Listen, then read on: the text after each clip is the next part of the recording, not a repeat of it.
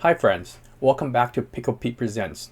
Today we do a quick overview of the recently announced Anbernic RG Vita and RG Vita Pro.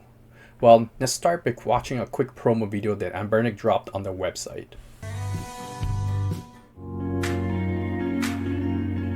Oh, it looks nice. Yeah, it definitely looks like a RG Vita.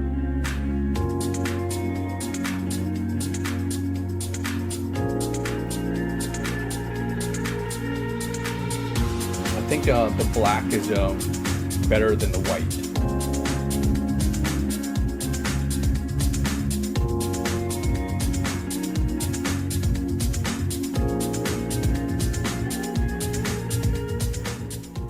So that was a interesting promo. It definitely looks like the Sony Vita. The Anbernic RG Vita and Vita Pro comes in 4 colors. It looks like black with white buttons, a DMG color, a white with rainbow buttons, and a black with rainbow buttons.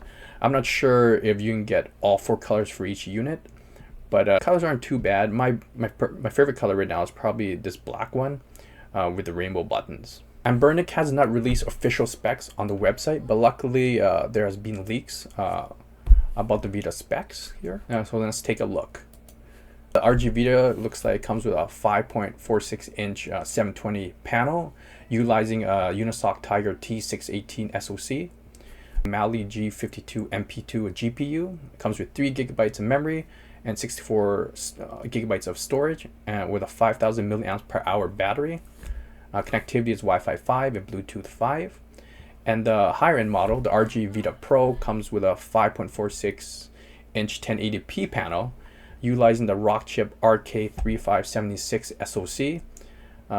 Looks with a Mali G52 MC3 GPU, 4 gigabytes of memory, 64 gigabytes of onboard storage. Looks like it supports fast charging at 18 watts, and it comes with Wi-Fi 5 and Bluetooth 5.0. So let's take a closer look at the Unisoc Tiger T618 SoC. The T618 SoC is an 8-core CPU featuring 2 Cortex A75 cores running at 2 GHz and 6 Cortex A55 cores running at 1.8 GHz, both on a 12nm process by TSMC.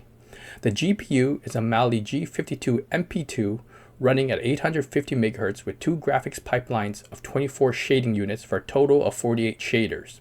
The memory controller supports LPDDR4X at a maximum frequency of 1866 MHz with a maximum of 8 GB of memory. Devices running the T618 chip include the Anbernic RG405V, the RG405M, the Powkiddy X28, Retro Pocket Flip, and Retro Pocket 3 Plus. On the right chart, the more powerful T820 SoC is shown with an 8-core CPU, but with a maximum frequency of 2700 MHz, and features the Mali G57 MP4 GPU at 780 MHz. The GPU comes with 4 graphics pipelines of 32 shading units for a total of 128 shaders. The memory controller has been upgraded from 1866 MHz to 2133 MHz and now supports a maximum of 32 GB of memory. The chip running on the RG Vita Pro is the Rockchip RK3576 SoC. It is an 8-core CPU featuring 4 Cortex A72 cores running up to 2.2 GHz and 4 Cortex A53 cores at up to 1.8 GHz on an 8nm process. The GPU is a Mali G52 MC3 variant running up to 1 GHz with 3 graphics pipeline. The memory controller supports LPDDR4X and LPDDR5 with up to a maximum of 16 GB of memory. The technical specification of the RK3576 would put it in between the T618 and the T820. Based on this information, the zoom uplift from the T618 to the RK3576 will be an improvement, but not drastic. The power consumption and heat output will be improved over the older T618 chip. Anbernic most likely chose this chip for the additional headroom in order to power the 1080p panel on the RG Vita Pro model.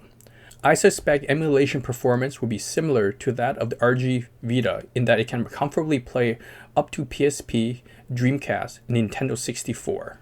Some early reviews of the RG Vita have shown PSP nostalgia factors in there with a similar shape. Performance up to 64, Dreamcast and PSP were no problem for the pros.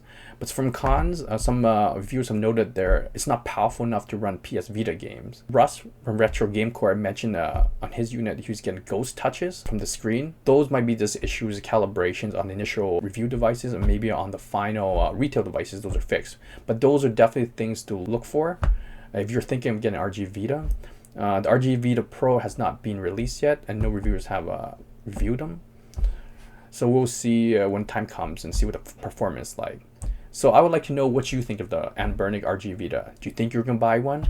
So what do you think of this device? Leave a comment below. And if you like this type of video, hit the like and subscribe button below. Pickle Pete signing off.